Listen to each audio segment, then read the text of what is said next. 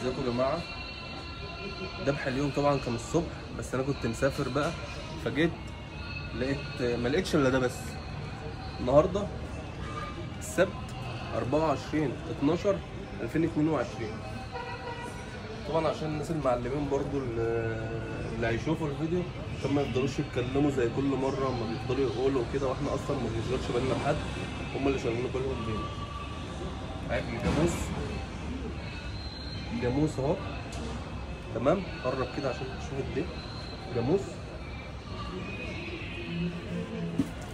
ذكر اهو، تعالى كده قرب برضه عشان ما يقولكش ايه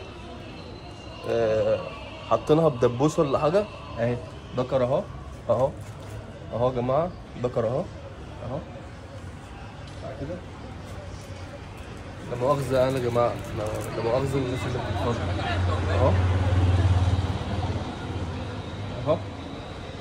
كيلو من ده ب 150 جنيه بالعض، تمام اهو. مش هقول لكم بتلو، يعني فوق البتلو بشويه، بس والله شارب لبن ب 150 جنيه بالعض. اي حاجه منه ب 150 جنيه بالعض. وعندي اللحمه في المحل تبدا من 120 جنيه، 130 و140 و150 جنيه.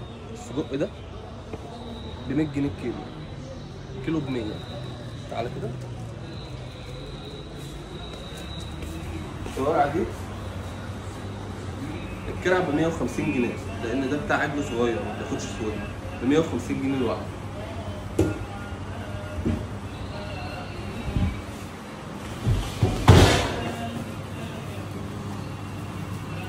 برجر ب 100.